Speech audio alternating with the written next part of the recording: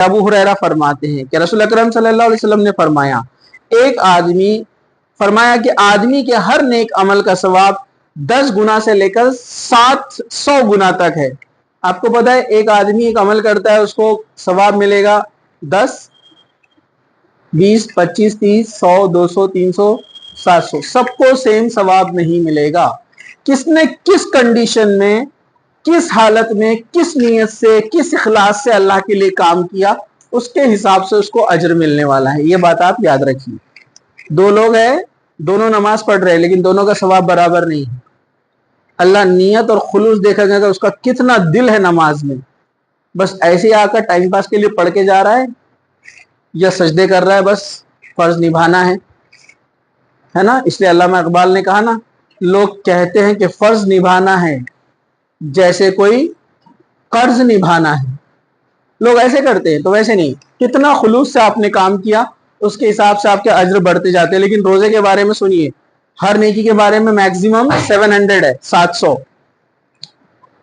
لیکن روزے کا ثواب کے بارے میں اللہ تعالیٰ فرماتا ہے کہ یہ میرے لیے ہے میں ہی اس کا اجر دوں گا.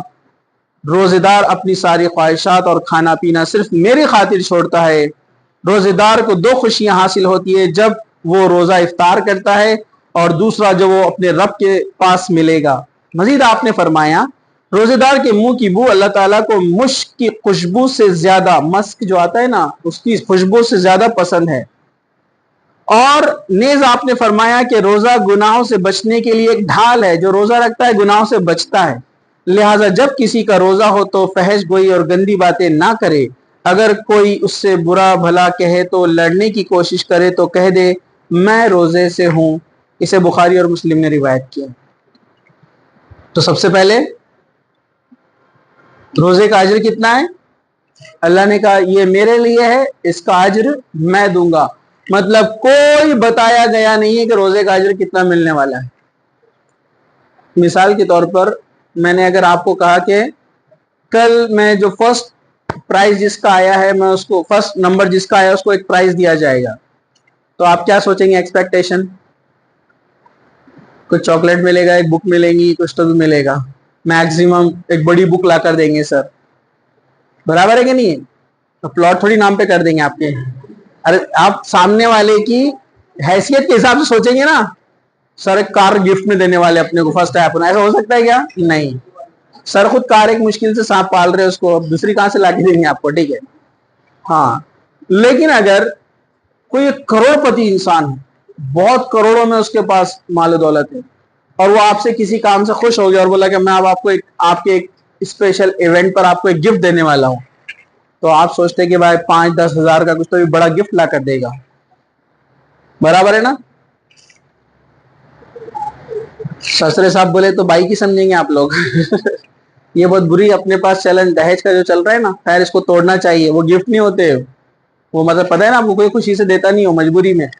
خیر اب ایک ارب پتی انسان ہے اور وہ آپ سے خوش ہو گیا اور آپ کو بول رہا ہے کہ میں آپ کو ایک اپنی طرف سے گفٹ دینے والا ہوں تو آپ سوچیں گے ایک بائک موپیڈ کار کچھ تو بھی دے گا. اس کے لیے معمولی ہے نا. اب ایک سمجھو پورے کنٹری کا ایک بڑا بادشاہ ایک بلینئر اور ٹریلینئر انسان ہے وہ بولا کہ میں آپ کو کچھ اسپیشل گفٹ دینے والا ہوں تو آپ کیا سوچیں گے؟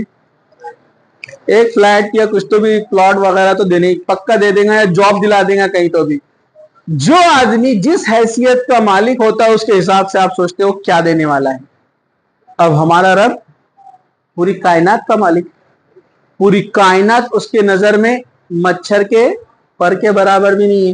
جب اس نے کہا کہ میں اس کا بدلہ دوں گا تو آپ سوچیے کتنا بڑا انعام ملنے والا ہے. مطلب آپ اللہ تعالیٰ کی حیثیت کے حساب سے سوچیں گے نا کہ اس کے لیے تو یہ دنیا مچھر کے پر کے برابر ہے تو کتنا بڑا ریوارڈ دے گا جنت میں. اس لیے روزے کی اہمیت کو سمجھیے. اللہ نے کہا روزہ میرے لیے ہے اس کا اجر میں دوں گا تو یہ بہت امپورٹنٹ ہے. اس بات کو آپ یاد رکھیے. چلیے اب ہم آگے بڑھیں گے.